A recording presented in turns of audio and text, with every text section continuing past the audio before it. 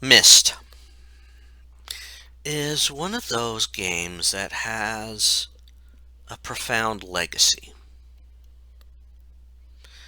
And I will admit, it is a very fascinating title. Of course, some people would call it difficult and have their own irks about it. I'm not one of them. And the reason is, I was exposed to Myst when it came out in its early days. Now, my first exposure to Myst was that my cousin had it and wanted to show it to me. Unfortunately, I don't know if my computer could run it at the time. And that's mainly because it was a DOS computer at the time, or when. But I think when I started getting a CD-ROM and I was running Windows, my cousin decided to then show me. And what he showed me was a very interesting game, but he also showed me the quick way to play through it.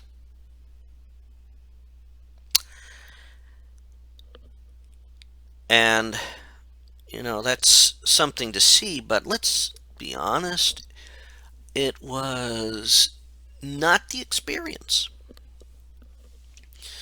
And so, due to complications that happened shortly after I left college, uh, I had to get a new computer, and I decided to invest in Myst. And it was an experience, a very positive experience in my book.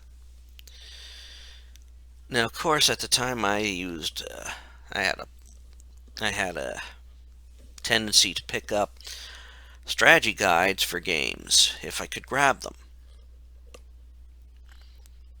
And this was the budding days of the internet, so not everybody could get access to stuff like that. Walkthroughs and frequently asked question files were not a big thing.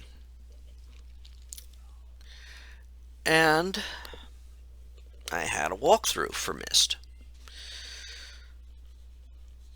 Now there's it has a bit of an interesting way of presenting, as it also presents it as a story.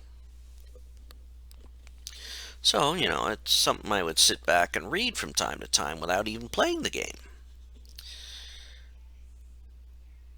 And it had such an impact that when I could get a hold of a copy that I could play, I would try and pick it up. Now, this is so much, and the story is so intriguing when you get down to it. It's a story you find out as you play the game and find clues and all that. And it actually did start a love for the franchise for me. So much so that when the Myst books came out, I picked them up. But I'm not going to go into them here because that is something that should be reserved for when I go over the series as a whole. So, if you're not aware of the story, you end up on an island, a mysterious island, and this is by finding the mysterious Myst linking book. And you are, after, quote, putting your hand on the picture, because that's how it worked, you were transported to the island. Now, in the course of things, you discover things, finding messages, a note from Atris to Catherine. So who's Catherine? Who's Atris? You go discovering things, finding a room with some sort of projection unit in it. And when you first solve one of the clue that's in the note for Catherine, you get a message from Atris to Catherine. And he suspects his sons of something. Now, if you go in the library, you find two books, a blue book and a red book. You also find a bookshelf full of books, most of which are ruined. And you then, when you find the books, you hear notes, and so, like, you find a living picture of the mysterious sons, Cirrus and Achenar. Of course, you can't fully hear what they're saying because pages have been removed from the books to make them not function proper. And so now you have to, one, to find out what they're saying, maybe find out more of what's going on. You have to find the pages for the books, and they're scattered in the 4 different ages you can access from the island. So you have to solve puzzles to find your way into these ages. And you do this part by activating all the markers on the island. Some you can't fully access, one you can't access until you discover how to access it. But all the locations that you need to find to help get clues to this, you can access. And each age is beautiful in its own way. And I must admit that one thing I managed to find, and the music is lovely. Now this game was literally, well, it's the brainchild of 2 men, uh, Rand and Robin Miller. And it is so beautiful. I mean, they even created the music for the game. They have the basic story of the series. Now, as you play the game and you play through the game, solving the puzzles, some of which are, and these are puzzles that require a lot of thought, or a good deal of thought, with adding information up for one, and remembering star structures, and even a music link puzzle. It's a beautiful game. It's puzzling. There's a lot of lore, even though it doesn't seem it. Now, of course, as you find these blue and red pages, you get to learn more. You learn that Cirrus blames Achenar. You hear Achenar blames Cirrus. And there's something a little bit unhinged about the whole situation. Now, could it be that they've been trapped in those books?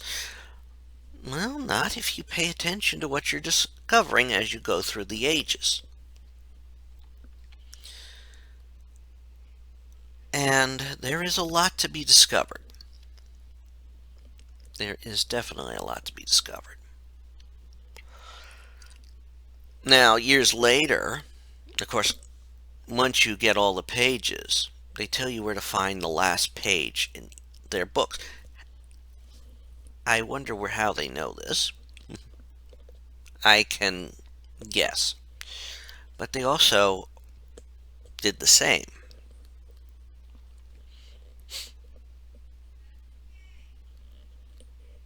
But to another book. Now, once you grab all that, and you have to make your decision, what course of action do you want to take?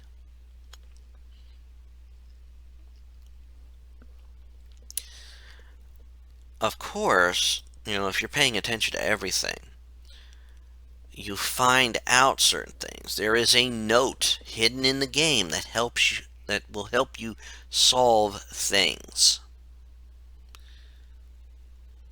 And it's split into 2. So you gotta find that note for it to make sense. And as you discover things, you will learn how much the 2 boys are not fully with it.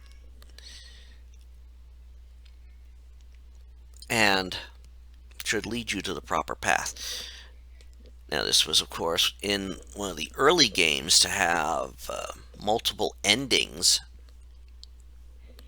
given to you at the end of the game as possibilities. 4 endings in total. Now, I played through all of them. Now, years later, after Myst's release and technology was updating and all that, they released Real Myst, which had the same operating procedure as the original Myst, except they included, and this was brilliant on their part, very brilliant on their part,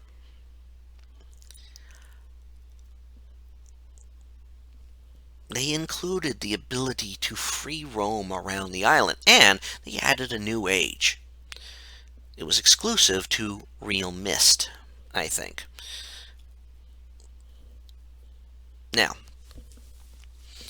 this age was supposed to help guide you into Riven, the second game. Now, of course, this was years after Riven was released. In fact, by the time Real Myst came out, I think they were up to the third game in the franchise. Maybe fourth. Yeah, I think it was after 4. But the novelty of being able to move around Myst Island freely was amazing. And quite awe-inspiring. That's why when I played through it, I played Real Myst. And it allowed you to access this new age and new puzzles. Of course, years later, they had attempted to port Myst to consoles with, I think, varying degrees of success. But one console that was a decent one to send it out to was the DS and the 3DS. They didn't change any puzzles, and they allowed you, if you beat the Myst properly, they allowed you to play through Rhine.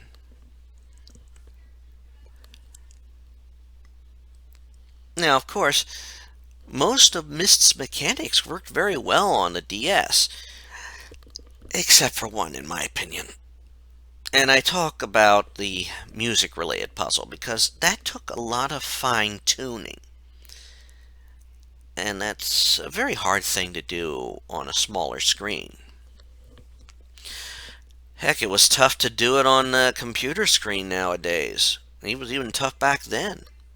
But of course, then you also had finer, you didn't have the speed and rapidity of computers nowadays, which makes that fine tuning of selecting notes very, very, very tricky.